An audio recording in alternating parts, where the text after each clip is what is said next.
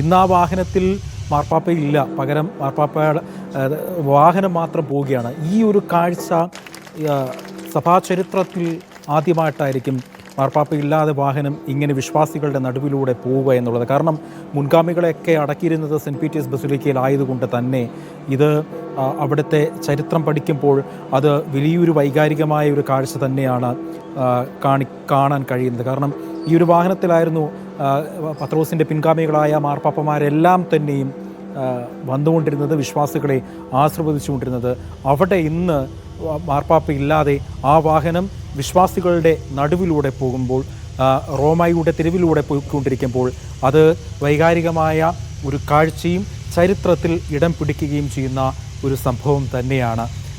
ഏതായാലും വിലാപയാത്ര ആരംഭിച്ചു കഴിഞ്ഞു. അച്ഛൻ നേരത്തെ സൂചിപ്പിച്ചതുപോലെ തന്നെ 1 മണിക്കൂർ ആണ് പറയുന്നത്. ഒരു പക്ഷേ അത് എത്രത്തോളം ഈ വഴി ഉടനീളം തന്നെ അദ്ദേഹത്തിന് അന്തിമ അപചാരം അർപ്പിക്കാൻ ആളുകളൊക്കെ ഉണ്ട് എങ്കിൽ പോലും അവിടെ എങ്ങും നിർത്താതെ 1 മണിക്കൂർ എടുത്തുകൊണ്ടായിരിക്കും സെൻറ്റ് മേരി മേജർ ബസിലിക്കയിലേക്ക് മാർപ്പാപ്പ എത്തുക. അപ്പോൾ യുദ്ധത്തിൻ്റെ കാര്യം ഫാദർ ഇങ്ങനെ പറഞ്ഞപ്പോൾ തന്നെ ഒരു കാര്യം ഒന്ന് അങ്ങയുടെ ശ്രദ്ധയിലേക്ക് പെടുത്തുകയാണ്. ഈസ്റ്റർ ദിന സന്ദേശവുമായി ബന്ധപ്പെട്ട് കുർബാന മധ്യയിൽ അദ്ദേഹം പറഞ്ഞിരുന്ന കാര്യം ഗസ യുദ്ധം അവസാനിപ്പിക്കണം, ഗസയിലെ ആളുകൾക്ക് നീതി വേണം, അവരെ ബന്ദികളെയൊക്കെ മോചിപ്പിക്കണമെന്ന തരത്തിൽ ആ യുദ്ധങ്ങൾക്കെതിരെ എല്ലാം തന്നെയും അദ്ദേഹം ശക്തമായ നിലപാടെടുത്ത ഒരു വ്യക്തി തന്നെയായിരുന്നു. അപ്പോൾ പലപ്പോഴും പറഞ്ഞിട്ടുണ്ട് ഇതൊക്കെ അദ്ദേഹത്തെ ഒരുപാട് വേദനിപ്പിക്കുന്നുണ്ട്, പ്രത്യേകിച്ച് കുഞ്ഞുങ്ങളടക്കം മരണപ്പെടുന്ന ഒരു സാഹചര്യം അദ്ദേഹത്തെ ഏറെ വേദനിപ്പിക്കുന്നുണ്ട് എന്ന തരത്തിലൊക്കെ പറഞ്ഞിരുന്നു. പ്രത്യേകിച്ച് യുക്രൈൻ യുദ്ധമൊക്കെ ഏറെ വേദനിപ്പിച്ച ഒരു കാലഘട്ടം കൂടിയായിരുന്നു അദ്ദേഹത്തിൻ്റെ മനസ്സിലൂടെ ഓടിപ്പോയത്. അദ്ദേഹത്തിൻ്റെ ഈ ലാളിത്യത്തെ, ഈ ചേർത്ത് പിടിത്തലിനെ എങ്ങനെയാണ് നമുക്ക് പറയാൻ കഴിയുക? പ്രത്യേകിച്ച് ക്രിസ്തുവിൻ്റെ സന്ദേശം തന്നെ അതേപോലെ ഉൾക്കൊണ്ട് മറ്റുള്ളവരെ സ്നേഹിക്കുവാനും മറ്റുള്ളവരെ ചേർത്ത് പിടിക്കുവാനും കഴിയുന്ന ഒരു സന്ദേശം തന്നെയല്ലേ അദ്ദേഹം ഉയർത്തിപ്പിടിച്ചത്? മറ്റു മാർപ്പാപ്പമാരിൽ നിന്നും അദ്ദേഹത്തിനെ വ്യത്യസ്തനാക്കുന്നതും ഇത് തന്നെയല്ലേ? തീർച്ചയായിട്ടും മറ്റു മാർപ്പാപ്പമാരിൽ നിന്ന്, മറ്റ് നേതാക്കന്മാരുടെ ശൈലിയിൽ നിന്ന് അദ്ദേഹത്തെ വ്യത്യസ്തനാക്കുന്നത് ക്രിസ്തുവിൻ്റെ ആ സുവിശേഷാധിഷ്ഠിതമായുള്ള ശൈലി തന്നെയാണ്. ചേർത്ത് പിടിക്കുക, പാലം പണിയുക, ബന്ധങ്ങൾ നവീകരിക്കുക, അങ്ങനെ ഒരുമിച്ച് നമുക്ക് മുന്നേറാം.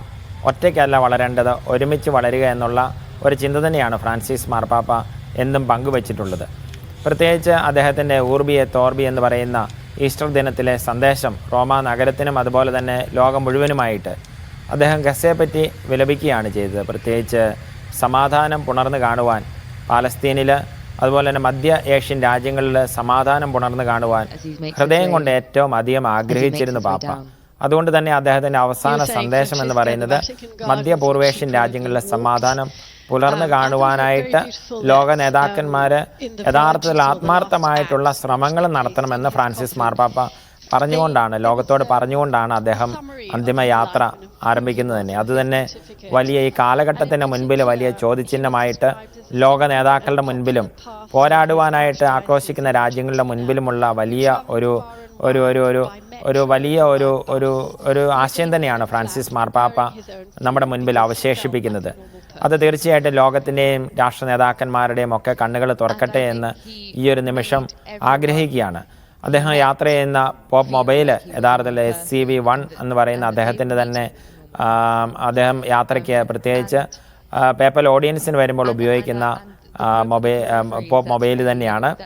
പ്രത്യേകിച്ച് നമുക്കറിയാവുന്ന കാര്യമാണ്, ഇറ്റലിയിലും അതുപോലെ തന്നെ യൂറോപ്പിലുമുള്ള രാജ്യങ്ങളിലെ പ്രധാനപ്പെട്ട ഓട്ടോമൊബൈൽ കമ്പനികൾ അവരുടെ വാഹനങ്ങൾ പുറത്തിറക്കുമ്പോൾ പ്രധാനപ്പെട്ട ഏറ്റവും നല്ല വാഹനങ്ങൾ അവർ ഫ്രാൻസിസ് മാർപ്പാപ്പയ്ക്ക് നൽകാറുണ്ട്, സൗജന്യമായിട്ട് തന്നെ ഒരു ഗിഫ്റ്റായിട്ട്. എപ്പോഴും അത് മാർപ്പാപ്പ അത് വിറ്റുകൊണ്ട് പാവപ്പെട്ടവർക്ക് വേണ്ടിയിട്ടുള്ള ശ്രമങ്ങൾക്ക് വേണ്ടിയിട്ടുള്ള ഫണ്ട് രൂപീകരിക്കുന്ന അങ്ങനെയാണ്, അത് ലേലത്തിനായിട്ട് വിൽക്കുകയാണ് ചെയ്യുന്നത്. ഇപ്രകാരം ലഭിച്ച ഒരു പോപ്പ് മൊബൈൽ തന്നെയാണ് ഫ്രാൻസിസ് മാർപ്പാപ്പയുടെ സൗജന്യമായിട്ട് ലഭിച്ച ഒരു പോപ്പ് മൊബൈൽ തന്നെയാണ് ഫ്രാൻസിസ് മാർപ്പാപ്പയുടെ മഞ്ചവും വഹിച്ചുകൊണ്ട് ഇപ്പോൾ യാത്രയായിരിക്കുന്നത് എന്നുള്ളത് നമുക്ക് കാണാവുന്ന ദൃശ്യങ്ങളിലൊന്ന് കാണാവുന്നതാണ്.